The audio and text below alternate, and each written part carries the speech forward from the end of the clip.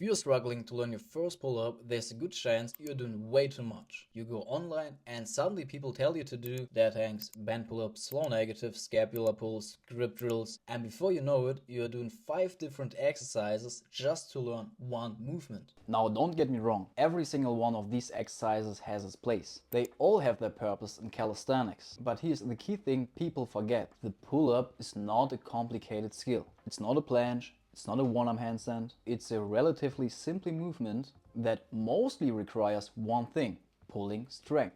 Which means you don't need 5 exercises. You just need the right exercises and enough volume. In this video, you will learn why most people overcomplicate pull-up training, the 2 exercises that actually matter, why volume is the secret most beginners ignore, and how to structure your training to get your first pull-up faster.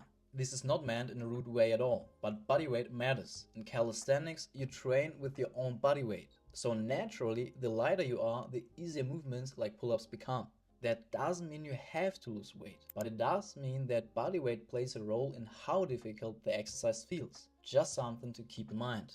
If I were coaching someone who can't do a pull-up yet, I would remove almost everything from their program. Out of all those exercises, I would keep only one main movement: the band-assisted pull-up.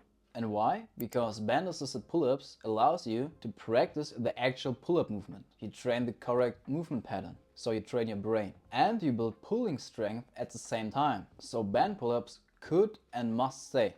But here's the second exercise most people are missing: Australian pull-ups. These are extremely underrated. They build your pulling strength, your grip strength, and they allow you to train much more volume. You can even progress them over time, making them harder or eventually training them one-arm, which makes them perfect for beginners. And this is where most people make the biggest mistake. They train like they are in the gym. 3 sets, 8 reps, that's it. But that approach doesn't work well when you're trying to build the strength for your first pull-up. You need more total volume. Here's what I would recommend. Start your workout with band-assisted pull-ups. Do about 3 sets, focusing on strength and a good form. Then move into Australian pull-ups. And here's where the real work happens. We are not talking about 3 sets. We are talking about 6, 7, 8 or even 10 sets. This is where you build the pulling strength that will carry over to your first real pull-up. The training structure. Keep it simple. Band-assisted pull-ups first. Australian pull-ups after.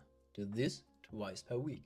And that's it. Not complicated routines, no endless list of exercises, just consistent volume and the right movements. People love to complicate calisthenics, but learning your first pull-up really doesn't have to be. Just 2 exercises, enough volume, consistency, and just stick to that. And your first pull-up will come much faster than you think. And yeah, if you like this video, leave a like. If you want to get better in calisthenics, subscribe my channel because I'm only doing videos about that topic.